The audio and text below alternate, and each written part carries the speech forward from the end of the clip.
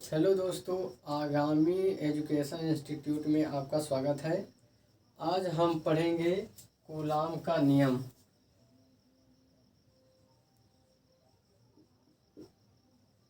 Coulomb का नियम। Coulomb का नियम जो हमारा है वो कहता है दो स्थिर बिंदु आवेश। कहता है दो स्थिर बिंदु आवेश, ऐसे बिंदु आवेश होगा।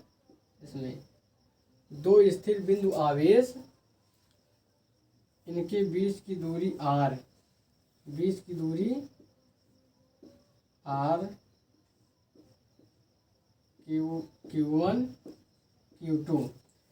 कूलाम का नियम कहता है किन्हीं दो स्थिर बिंदु आवेशों के बीच लगने वाला आकर्षण अथवा प्रतिकर्षण बल इन आवेशों की मात्राओं के गुणनफल के, यानी कि Q1 इंटू Q2 गुणनफल के अनुक्रमानुपाती। पहले मैं आप सभी को परिभाषा लिख देता हूँ, उसके बाद समझाता हूँ डेरिवेशन। डेरिवेशन उतना लॉन्ग तो नहीं है, लेकिन फिर भी देखिए, दो स्थिर बिंदु आवेश, दो, एक ये बिंदु आवेश है, एक ये बिंदु आवेश है। दो स्थिर बिंदु आवेश है, दो स्थिर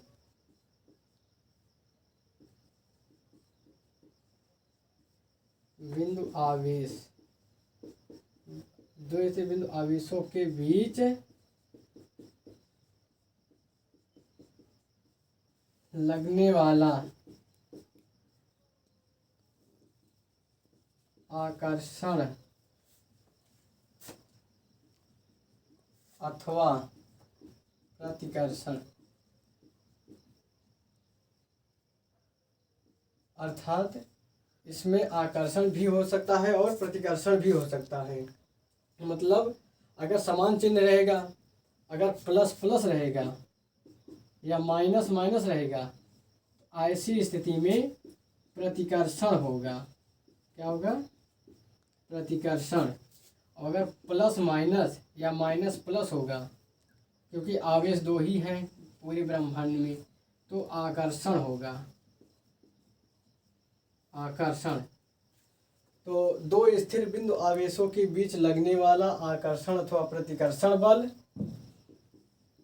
बल उन दोनों आवेशों की मात्राओं के गुणनफल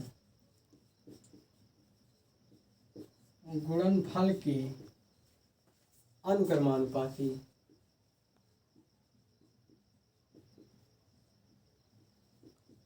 अनुक्रमानुपाती तथा इनके बीच की जो दूरी है, इनके बीच की दूरी के वर्ग के व्युत्क्रमानुपाती।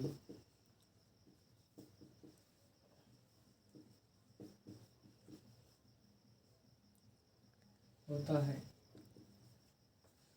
इन आवेशों के बीच जो बल लगता है, यानी कि बल यफ जो लगता है, बल यफ, वो क्या होता है? आवेशों की मात्राओं के गुणनफल के अनुक्रमानुपाती होता है। अनुक्रमानुपाती का चिन्ह ये, उसके बाद Q1 इंटू Q2 गुणनफल के अनुक्रमानुपाती तथा इनके बीच की दूरी, जो दूरी r है, इसके वर्ग के व्युत्क्रमानुपाती। अर्थात व्युत्क्रम का मतलब उल्टा, यानी कि r², दूरी के वर्ग के व्युत्क्रमानुपाती। हम लिख सकते हैं F अनुक्रमानुपाती Q1 Q2 अपान r²। अब जब अनुक्रमानुपाती का चिन्ह हटता है, अर्थात जब बराबर लगता है, तो एक कांस्टेंट, एक नियतांक लगता है के Q1 Q2 अपान r²। हम लिख सकते हैं जहाँ के एक अनुक्रमानुपाती